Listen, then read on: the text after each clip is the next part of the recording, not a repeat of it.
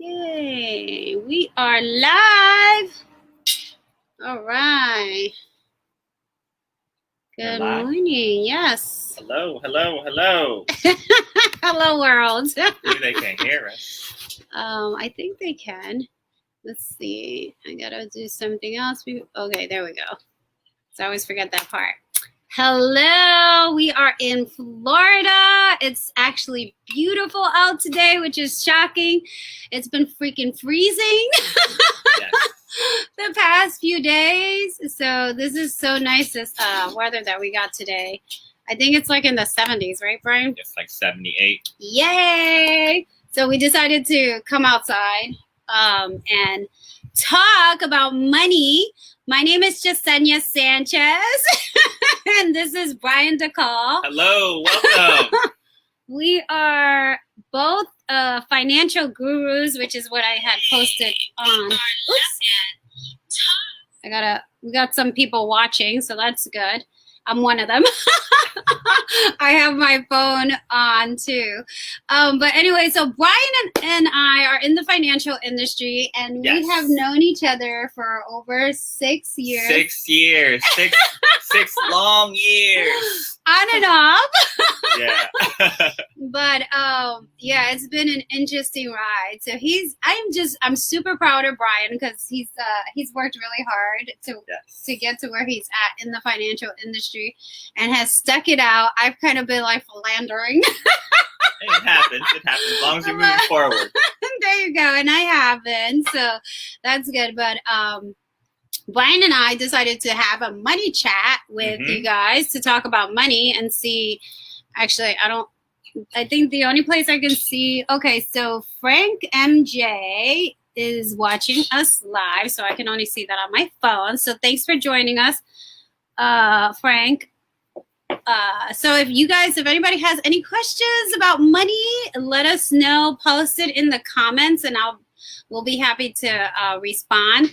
But so we kind of are like winging it and kind of also just seeing what everybody. If anybody has any questions about money, it's New Year's Eve. Yay! Yes. So this is a great time to start getting ready for our goals and our dreams for 2021. 2020 was a bit of a little shit show for most of us. A lot of people, it has been. Yeah, so we're hoping that 2021 is going to be a lot better. So Absolutely. do you want to share anything, Bryan? I just want to say, who got their stimulus check of $600? $600 for 6 months of being in pandemic. What a joke. But hey, better than nothing, right? Right, there you go. That's so true. I heard that there are some people that actually started getting it yesterday, right? Yes, I have a good friend of mine, Jeffrey White. He received his, I think, yesterday, his $600 deposit. So, it is okay, I guess. Yeah, well, I mean, we're all going to have to pay for it somehow. So don't think that it's actually free money, right? It's not free money. All right, we got Val Gomes. Hello, Financial Gurus. Happy New Year. Happy New Year, Val. Hello, Val. Our sweet little Val in St. Pete. Yes. Hey, Val, do you want to join us on your camera? Join in. Have some fun. I know. Have some fun on New Year's Eve. We can actually bring you on the camera. Let me see. I think you still have to accept. So I'm going to add you. So we just had some lunch at a beautiful restaurant called, what is it? Rustique or Rustique? Rustique. Yes. So we had a pesto, goat cheese, tomato appetizer, which was delicious. And then we also had, I think you had the steak flatbread. And then I had the lobster sandwich, grilled cheese sandwich. It was pretty good. Yeah. So we're full. And we're ready to talk, right? So we're going to be talking money talk today. So I got a couple books that I brought for us to talk about. First one we highly recommend, right, is your How Money Works book. Stop Being a Sucker, right? Stop Being a Sucker. This is by Tom Matthews and Steve Siebold. Easy read, 100 pages. It's basically the information we should be getting taught in school, elementary, middle, high school, college. But unfortunately, it is not taught. And you got to ask yourself, why don't you know these money concepts? Why do you think most people don't know these money concepts, Yesenia? Because nobody tells them about it. Yeah, nobody's teaching us, right? We're going to school, we're learning how to work for money, get the degrees, right? All these things, but we're never learning how to use one of the life skills as far as what? Money making habits, right? So this is a good quick read. If you want to get a copy from us, let us know. We're going to be mailing these bad boys out. Actually, I'm going to be starting a book club, going over the book in depth. And then once you read that entry-level book, we definitely want you to pick up The Retirement Miracle by Patrick Kelly. This is one of the first books I've read when I started in the financial industry about 7-8 years ago. And it's a great read, just talking about what's really going on with retirement, why the old three-legged stool of retirement's gone. And then for those of you really trying to maximize it, the power of zero, basically how to get to a zero tax bracket and transform your retirement. And do it legally. Yes. Keyword is legally. Yes. Everything we're talking about today is legal. Right. So we want to make sure to point that out. Yep. But that's actually, I really love that book. The one thing that stands out in the book for me is when they talk about how our taxes are going to go up in, what year is it? Because I can't. 2025, December 2025. Right. So a lot of individuals think, hey, because we got a new president, and this president, guys, there was a law that was enacted in 2018 that said, regardless of who's the president, taxes will be reverting back to 2018 taxes. So what does that mean for you and us? That means what? For the next, 4 years? Because we're essentially already in 2021. I'm considering it. We got 4 years to maximize how much money we make and save and to utilize these concepts. So how long is the opportunity going to last to do this? 4 years. Yeah. That's it. That's not a long time. So that's definitely something that people need to sit down and talk to us about. Absolutely. Absolutely. Let's get our finances in order before our taxes get raised a lot. So you want to definitely talk to me or Bryan. Reach out to us because we do financial consultations and sit down with people and figure out where they're at and what their goals are to help them achieve those goals. So those are some really great resources. Mm-hmm. I've read all 3 of those books. I think The Retirement Miracle is like the slowest read book. Yeah. For me, that's this one. Like, it took me forever to read this book. It's got great information in it, of course. It's not as exciting as the other one. Right. This one, this is actually one of my favorite books, How Money Works. And I actually utilized it for my online course, some information that I have in there. So this was amazing. Let's talk about the online course. Let's talk about that. So my online course has launched, and I'll actually, if you go to my About page on my Facebook, you'll actually see a link to all my links. And one of them is the online course. It's called the Money Mastery. Money Mastery. So it's really helping people cultivate. My passion really is helping women cultivate. Let me rephrase that. Cultivating women for financial prosperity. Okay. And the online course is basically for anybody, but my passion is helping women and empowering women to financial independence. The Money Mastery course is going through all the steps that you normally would have to go through to reach that financial independence. Everybody's in a different place, right? Absolutely. So there are some people, most people don't have a budget or they have their budget is spending. Right. There you go. Yeah. They have, or they have a budget where they're not really paying much attention to it. Absolutely. So we talk about that. I actually just started doing a notebook for my budget. Okay. Recently, keeping an eye on everything. I use Mint. Mint. Oh, I use that too. I love it. Mint for my household. I'm married. I have a wife. We need to be on the same page. So this allows us to make and see what's money's getting moved around, what's coming out, what's going on, and just lets us stay ahead of the curve because I'm not one that to write down stuff all the time. So I like to have electronic. It's 2020, baby. Right. Technology age. Well, I do both because I'm a little bit of an, anal retentive person. So I have to have everything. Like, I need the visual in writing, and then I like the app too. One of the things that I like about the app, it tells me when I'm over budget. That's a good one. That's a good one. Oops. So if you have your entertainment spending maybe 200 and you go over that 50, it's like, hey, Yesenia, Bryan, you're over. Yeah. That's really good. And so you can set up budgets in that and actually put all your online accounts in there and it'll track it. And it's supposed to be safe and secure. I mean, I've been using it for quite some time. I haven't had any problems. No. Is there anything else you like about the Mint app? I think it's very user-friendly. So what you do essentially is you make an account and then you put your expenses and accounts on there, and it basically tracks everything coming in and going out. So that way you don't have to physically be looking at it. It already does it for you, and it could do it in like a simple graph so you can know where your money is going. When you think about it, we know our weight, we know our age, we know our Social Security, but we're not always money conscious. And so it's very important to make sure you have something where you can just pick it up, boom, and check it out. And so, her class that she's going to be going over is very important when you have a household, especially for the women. Sometimes we know the males, kind of lead the charge and having the finances and everything set up. But what happens if something happens to that, that individual, right? The wife, the surviving spouse needs to know what's going on, because I've seen some, couples where one of the couples passes away and they weren't doing anything with the money. And now they got to learn all this, and they're overwhelmed. They don't know what to do. And so we want to make sure that it's very simple for them to do. So get on the course, guys, learn a lot of great information, have some fun, and just make sure that you have a plan in place, right? As they say, proper preparation prevents poor performance.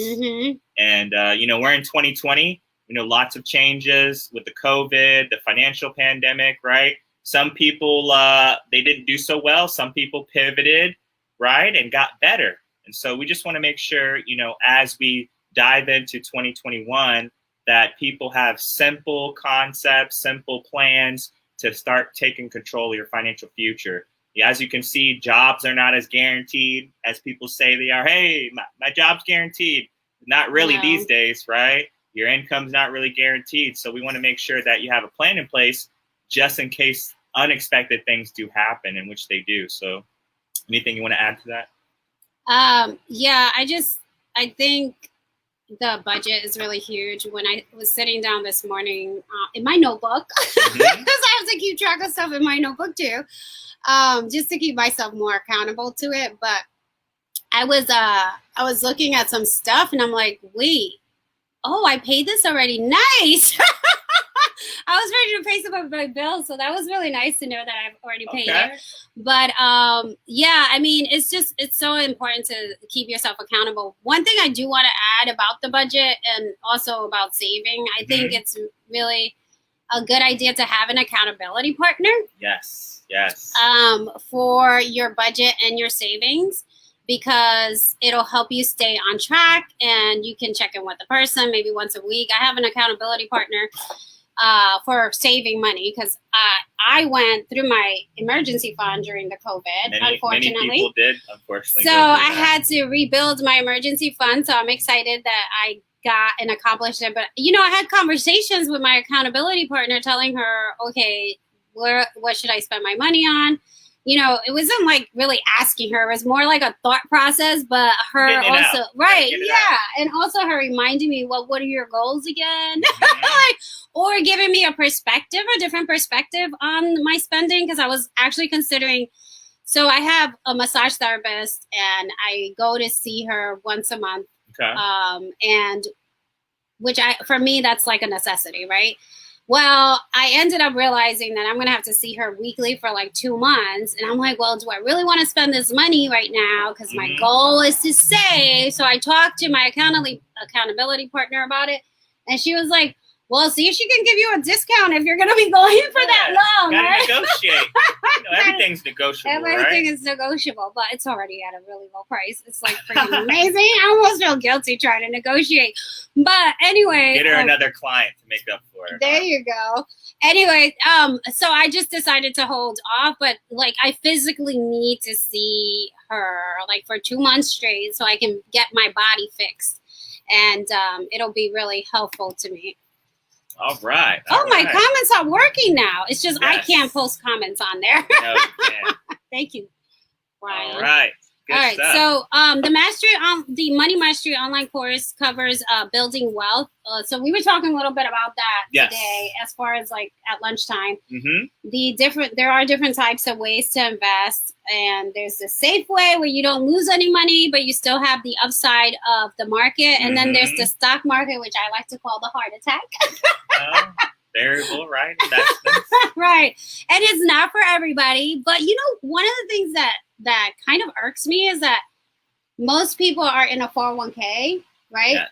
It's not that they're in the 401k, it's that they don't understand the 401k and they're in it, right? Yes, yes. So it's frustrating and disheartening for me, because I feel like employers are doing a disservice to the employees. Okay. By really not educating them. And legally they can't, right?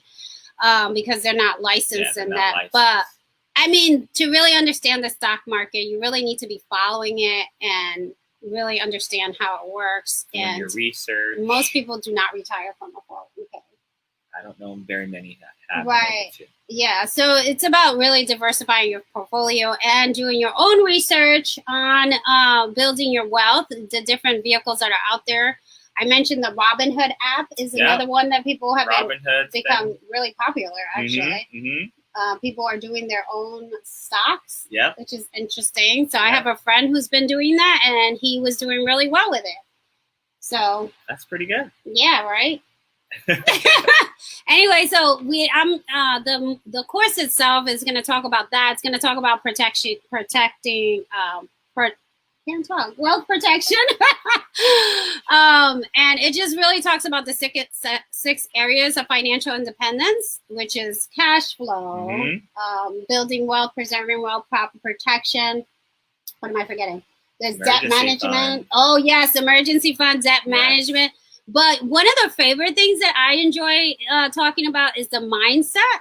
Yes. That's in the course too, and it's actually talking about the money mindset. So I'm gonna share a little bit about my money mindset and how screwed up it was. Oh, mine was too. So my mom did not teach me about money at home. So anybody out there that's watching, did your parents teach you about money at home when you were growing up? Usually, when I have people that respond to that, there's not a lot of hands up. Maybe in a small group, maybe one person, if one or two. Maybe, right? So I obviously didn't get taught about money, but I created this mantra in my mind. It's a soundtrack, right, that keeps playing in my mind because of the way I grew up. Because my mom, she was a single mom raising 4 kids on her own. I was the baby with 2 older sisters and an older brother, and I got a lot of hand-me-downs. Okay. Oh, look at that. Yeah, Val, you don't count because you are so good with money. Val was taught the old school traditional, and she actually stuck with it. It's been working very well. I know. I love that, Val. See, one person out of the small little group that we have here watching. But yeah, so my mom, I remember, being in a single family home, my mom raising us. She only had one income. She didn't ask for child support from my dad. He wasn't around, barely. And we would have I would get some hand-me-downs for sure. And I remember one Christmas where I opened up, we actually got this huge black garbage bag, right? And full of stuff? Yes, full of presents. Okay. But that is really distinctive memory that I have about my money mindset. And I think that's part of what triggered my money mindset, which was basically there's not enough, right? My mom had to go to Goodwill, wherever she went, to get presents for us because she didn't have enough money for us. And then I had hand-me-downs. She did actually make a lot of our clothes, the girls, which was really nice, right? But I grew up with that mindset that there wasn't enough money, which is horrible because when you have that mindset, you are really, you're stuck, right? Wouldn't you say? Limiting mindset. It's very limiting. Lack mindset. Yeah, so I lived my whole adult life like that, most of my whole adult life. I mean, I'm 48 now, but so we don't gotta switch out the ages now. Okay? I'm not telling my age.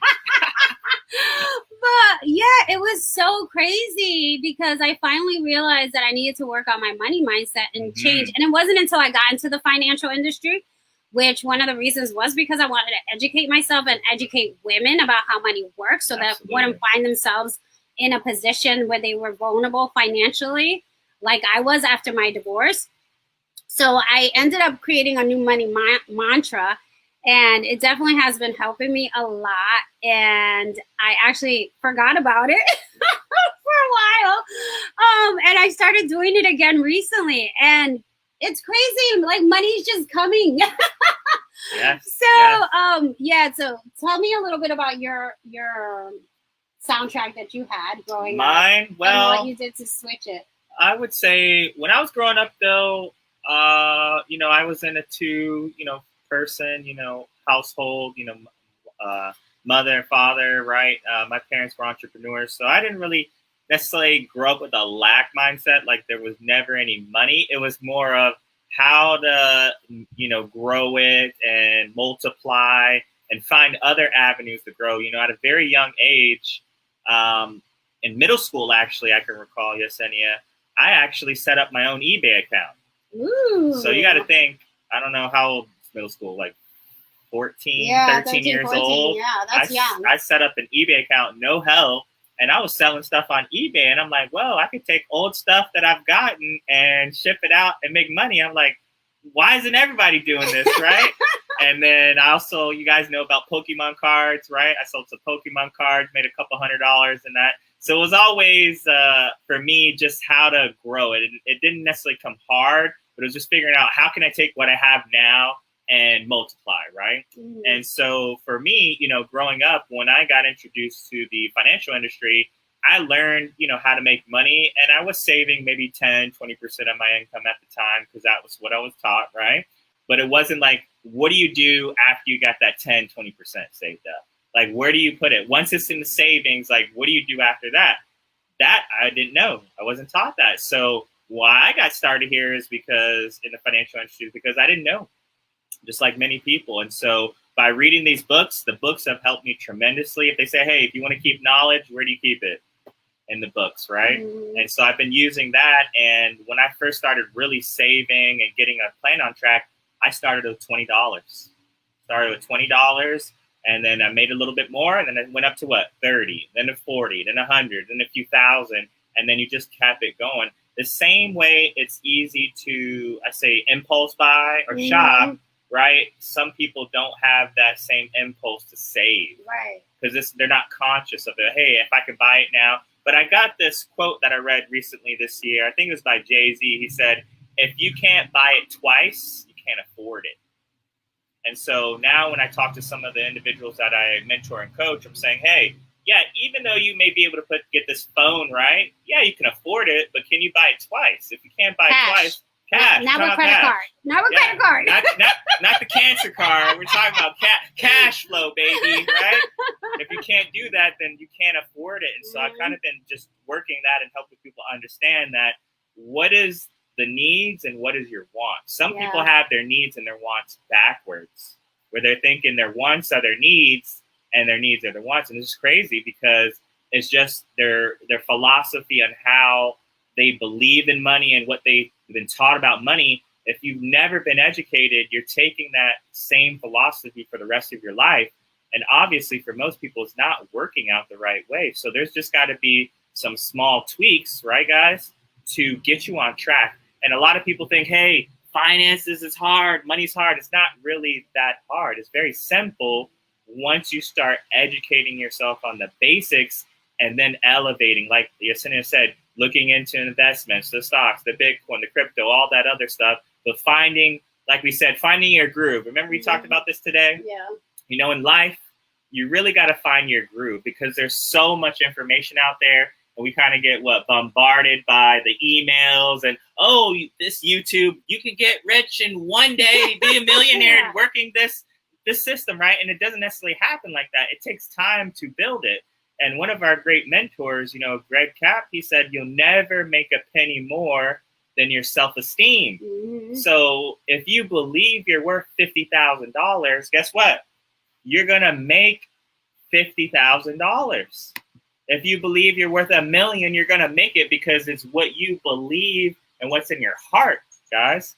And so those got to be congruent. What's in your mind, your thinking, and also what's in your heart has got to be the same. If those two are kind of messed up or they're not congruent, your life is going to be always upside down. People think, well, hey, my life's going well for a very long time. And then what happens? Yesenia, something happens and what? They fall back 2 steps. It's because things are not congruent.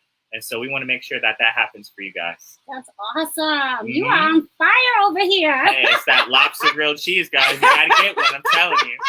That's at Rustique in College Park. Yes, it was good. It was very good. Yeah, we're promoting Rustique. They're freaking expensive, but it's definitely worth it.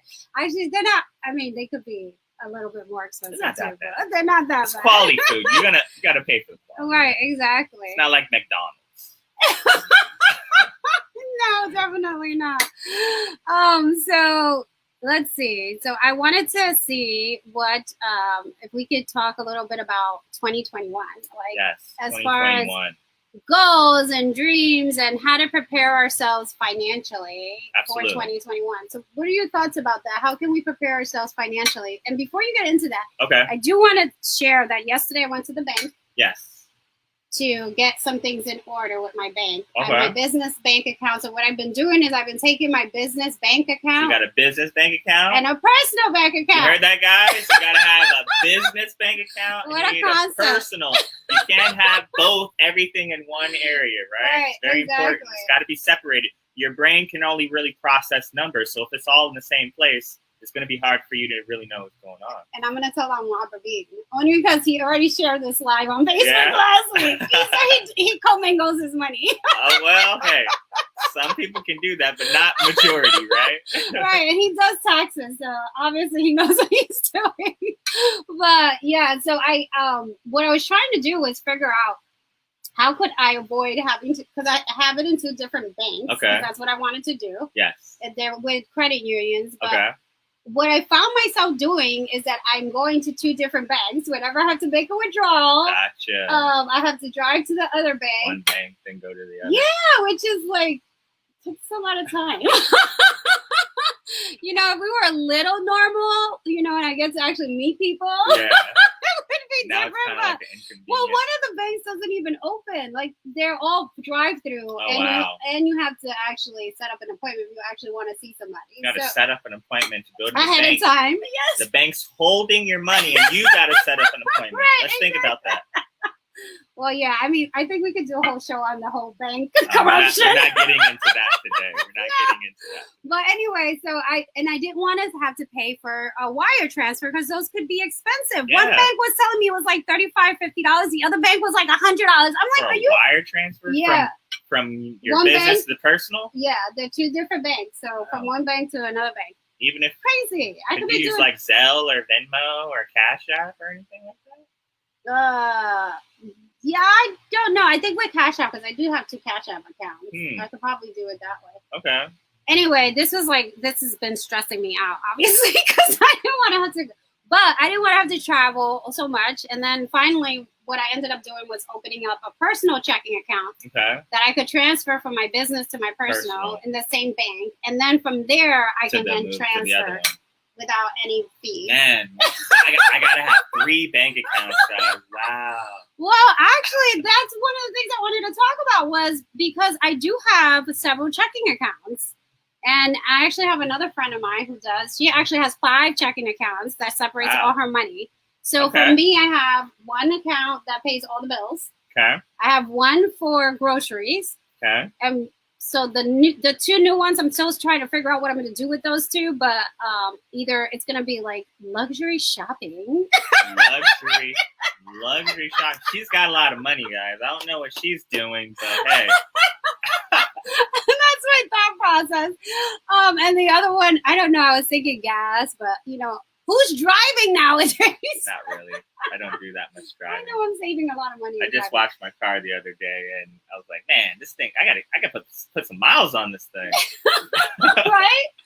But that's a way to set up for 2021 financially. Is multiple accounts. Yes. And it's almost like the envelope system, right? Yes. The old school envelope system that somebody was trying to give Dave Ramsey credit for that, and that was not Dave Ramsey. No, that was a female that created Come on, that. Let's not get on Dave Ramsey today. This is the last day of the year. I don't want to talk about that right now. Okay? Oh, so Val said that it's line Zelle transfer. Yeah, Zelle transfer. That's what I was thinking. Between bank accounts. Mm-hmm. Yeah. They don't charge like $50 or $100. I don't know, maybe like $1. I'm thinking. Right. Zelle. Yeah. Yeah. Mm-hmm. But all right. So anyway, so that's a couple of things. Doing the budget system, helping you do that virtually through different checking accounts. You can go old school with envelopes, like I did you can do years that. ago. But I mean, we're all electronic now, so majority of us, yeah. Yeah. What are your thoughts about 2021? How to prepare financially for 2021? How to prepare financially? Well, there's many things we can do, right? But I would say first, take a look at your 2021, right? Take a look at how much money you made. 2020, you mean? Yeah, I'm gonna get into that one. So take a look at how much money you made in 2020, how much money you spent, right? And how much money you saved. Tally these up. Get those dollar amounts, right? It's going to take a little bit of time because most people don't have it set up. Then you take a look at that, and then as we go into 2021, look and see, hey, am I going to make the same amount of money or more? You should never be thinking I'm going to be making less. It should be making the same or more. Absolutely, right? And then from there, how much money did I spend? And on the things that I spent, were those things that I needed or those wants?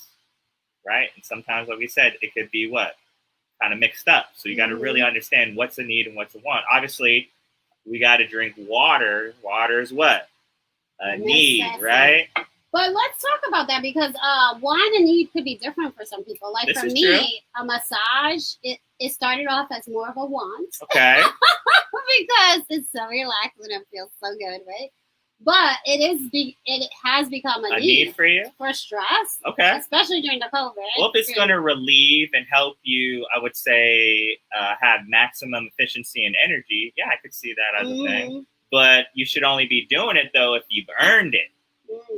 Right? You got to earn it. So a lot of people don't. They want to just go now. They haven't really worked or earned it. You can pay for it, but did you really earn it? You know what I'm saying? Or you have that appreciation. Then after that, look at how much money you save. Right? If you're not satisfied with how much money you got to save, you got to ask yourself, why am I not satisfied with how much money I saved? Right? And then we do some tweaks on looking at what's your monthly savings goal, right? What's your quarterly? What's your semi-annual? Because people think for the year, oh, I want to save $10,000, but they've never even saved $1,000. So you got to start small, incrementally. Right. Everything starts small. You know, when we come out the womb, we come out as a baby. We don't come out walking and talking and all these things. We start off small. We work our way up. It's the same thing with the money. You start off small and you work up incrementally. So we have a thing, I think it's called the 52 weeks savings plan, I think. And you start, the first week you start with $1, then you do $2, and then you do $4. So figure out a plan that's going to work for you and your household and stick with it, and then use an accountability partner where you guys can do it together and make it fun. That's what a lot of people think. You don't have fun when you're saving, right? So if you hit one goal, let's just say your goal was to save $2,000 by the first quarter, right? And you get that done, you know, use a little bit of money and go out and, you know, congratulate yourself. Nothing wrong with that because you accomplished a small goal, right? So it's basically, you got it done, you reward yourself. But if you don't get it done, you need to punish yourself. And that's where a lot of people don't like to do. Because they don't like to punish themselves because it doesn't feel good, guys. And as we know, your emotions and your feelings will deceive you. And that's why a lot of people don't have good money habits, because they're having feelings and not using their logic to actually plan.